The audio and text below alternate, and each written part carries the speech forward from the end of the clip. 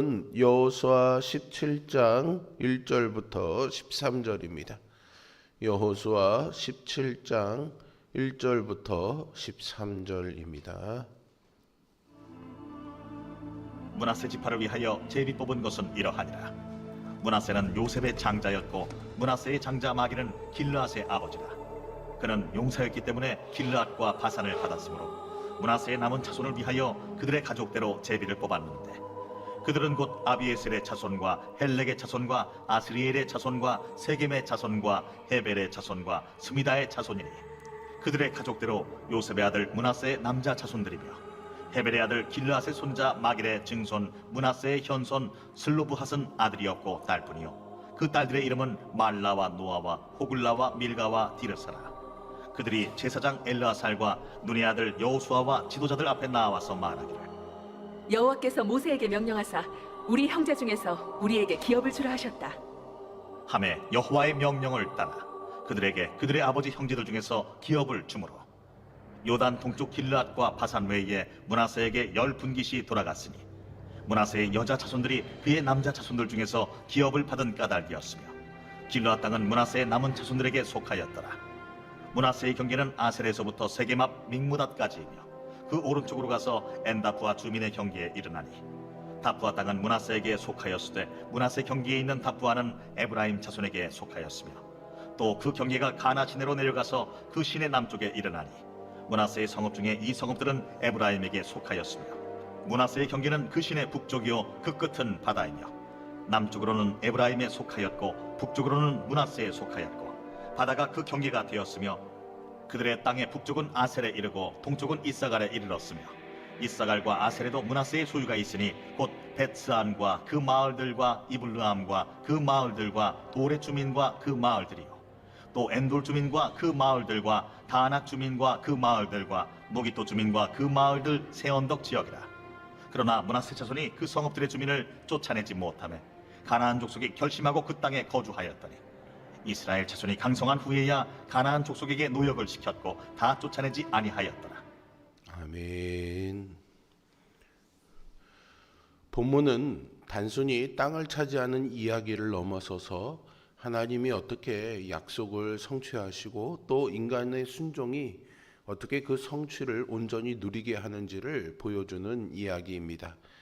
요셉의 자손 중에 므낫세 지파가 기업을 받는 이야기 안에는 하나님의 약속의 신실함과 동시에 인간의 불순종이 드리우는 그림자가 함께 담겨 있습니다. 여호수아 17장을 보면 언뜻 마치 사촌이 땅을 사는 것 같은 우리와 거리가 먼 땅분배 이야기처럼 보이기도 합니다. 그러나 이 본문을 찬찬히 들여다보면은 이미 약속의 땅에 들어와 있으면서도 여전히 온전히 누리지 못하는 하나님 백성의 초상이 드러납니다. 그리고 그 모습은 오늘 예수 그리스도 안에서 구원받았다라고 고백하면서도 여전히 불안과 비교, 타협 속에서 사는 우리의 므낫세가 요셉의 장자였음을 밝히고 있는 것은 역설적으로 에브라임의 장자권을 드러내고 있는 것이죠. 이것은 야곱의 예언의 성취이기도 합니다. 마길의 후손은 요단 동편 길르앗과 바산을 이미 차지했습니다. 마길은 므낫세 지파의 대표적인 인물로서 역대상 7장 14절부터 19절에 기록된 족보에 의하면 마길의 어머니, 그러니까 므낫세의 아내는 아람 여인이었습니다. 이스라엘 족속이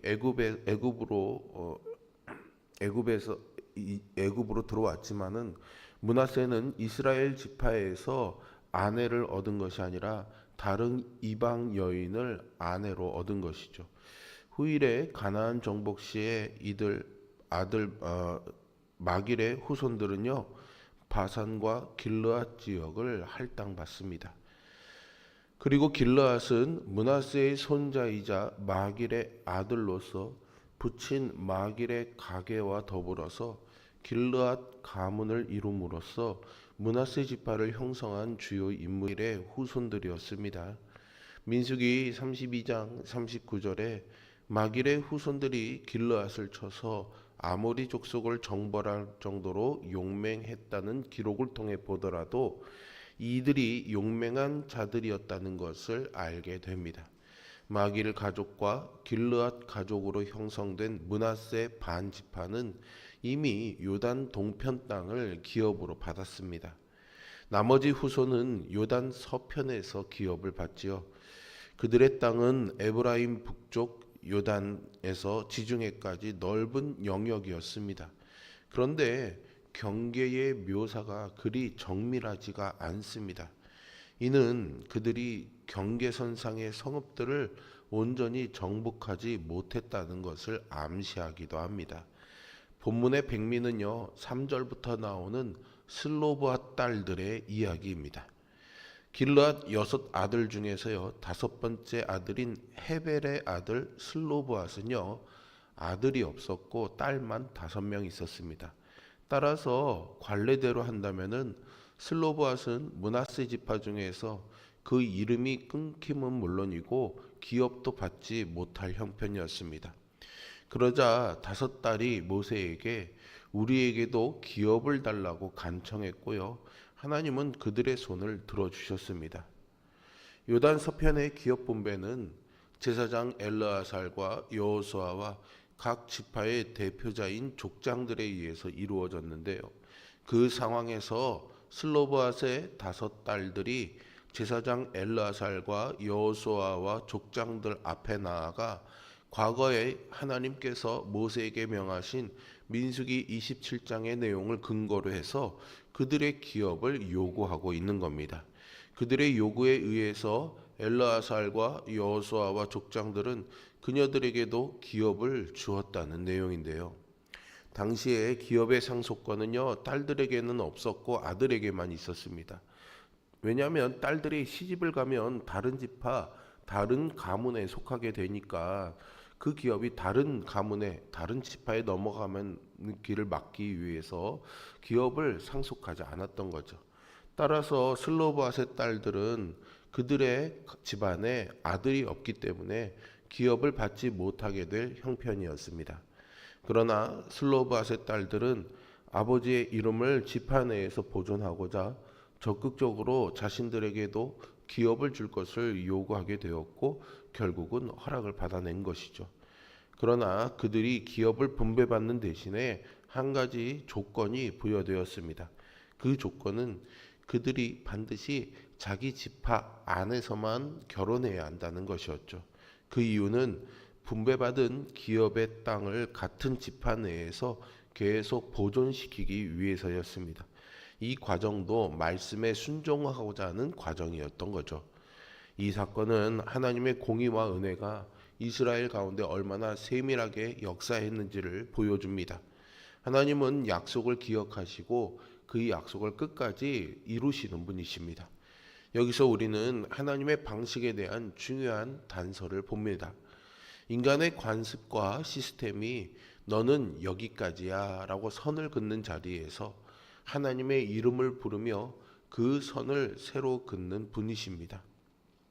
사람들은 혈통이나 성별이나 능력이나 학력으로 기업의 자격을 정하지만 하나님은 내가 택한 자녀라는 하나의 기준으로 다시 나누십니다.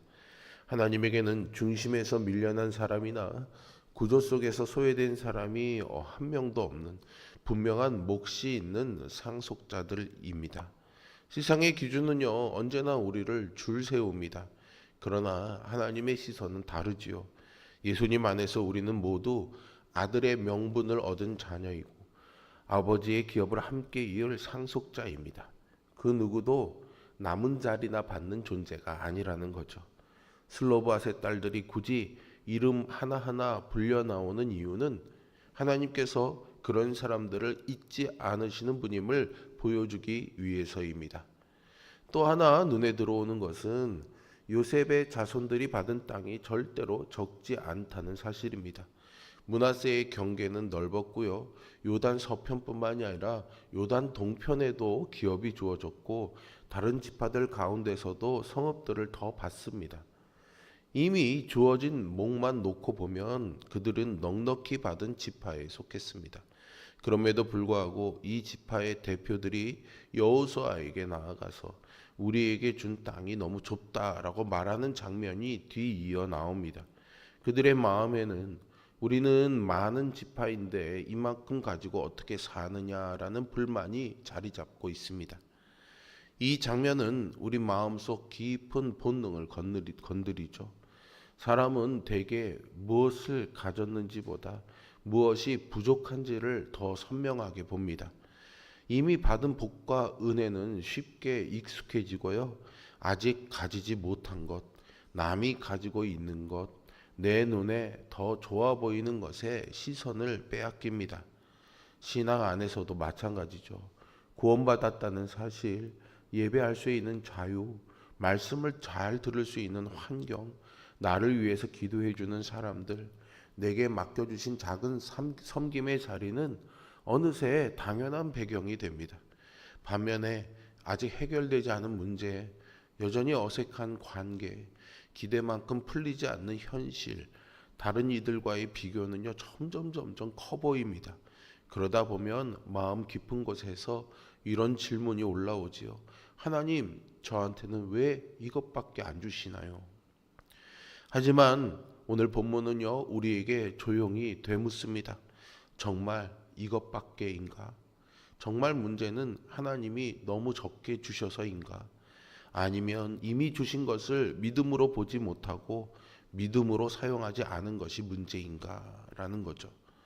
여호수아는 불평하는 요셉 자손에게 다른 답을 줍니다. 너희가 큰 민족이니 살림을 개척하라 라고 하지요. 요약하자면 이렇습니다. 너희가 많은 지파라면 이미 받은 땅을 더 깊이 들어가 개척하면서 넓혀가라는 겁니다. 없는 것을 달라고만 하지 말고 주신 것을 믿음으로 사용하라는 것이죠. 므낫세의 자손은 베스안, 다낙, 무깃도, 엔돌 같은 요새를 기업으로 받았지만은요, 끝내 이들은요 가나안 족속을 몰아내지 못하고 그들에게 노역을 시켰습니다. 결국 이 작은 타협은 훗날 혼합주의와 배교의 씨앗이 됩니다. 여기서 본문의 후반부와 연결되는 중요한 지점이 있는데요. 므낫세 자손은 자신들의 기업 안에 여전히 남아있는 가나안 족속을 온전히 쫓아내지 못했다는 겁니다. 처음에는 힘이 부족해서라고 설명이 됩니다. 눈앞의 현실은 너무 단단해 보이기 때문이겠죠. 오래 그 자리에서 살아온 주민들, 견고한 성읍들, 더 세련된 무기와 문화를 가진 이들, 그 앞에서 이스라엘은 스스로를 작게 느꼈을지도 모릅니다. 우리가 감당하기에는 너무 강하다는 생각이 지배적입니다. 하지만 성경은 나중에 한 문장을 더 붙이죠. 이스라엘이 강성해진 후에도 그들을 끝까지 쫓아내지 않고 노동력으로 사용했다고 말입니다. 이것은 단순한 능력의 부족이 아니죠. 선택의 문제로 바뀐 겁니다. 완전히 순종하려면 불편해지고 당장의 이익은 줄어들 것 같으니 적당한 타협을 선택한 것입니다. 조금 위험한 건 알지만 그냥 이 정도 선에서 같이 살면 괜찮은 거 아니야? 이런 마음인 거죠. 우리의 신앙도 종종 이와 닮았습니다.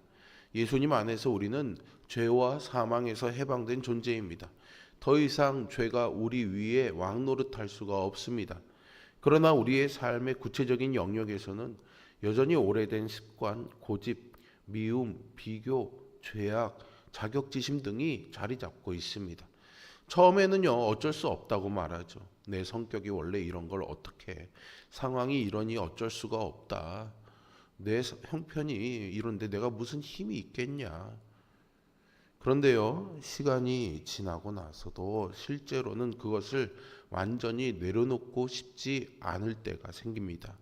어느 정도는 그것이 내 이익이다 느껴지기 때문이거나 거기에 익숙해져 버리기 때문이죠. 여기에 복음의 빛이 들어옵니다.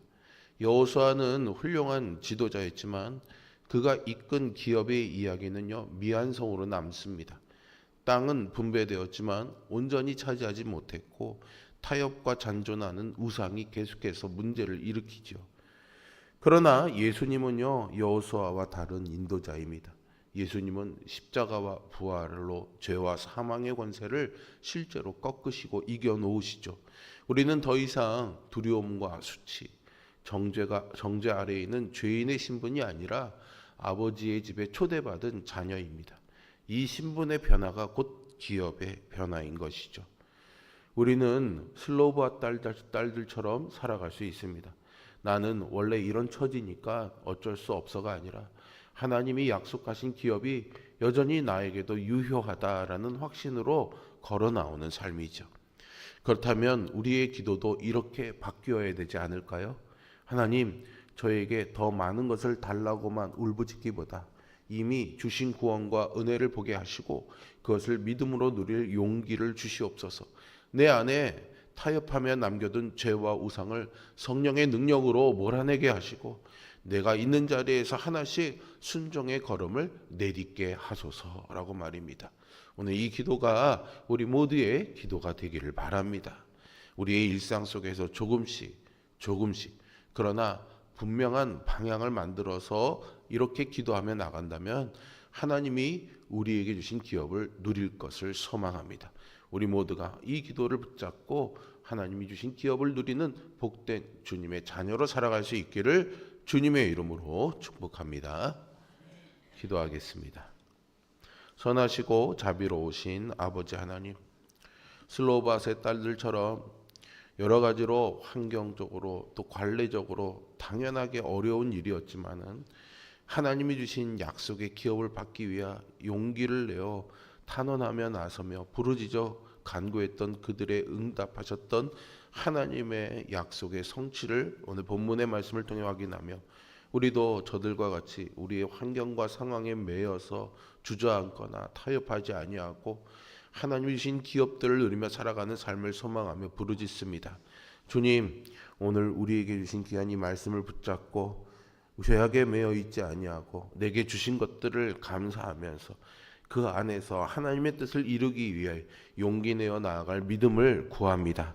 성령님, 내 안에 이 믿음의 충만함이 가득하게 하시어서 오늘도 하나님의 은혜 가운데 살아가는 우리 모두가 되게 하여 주시옵소서.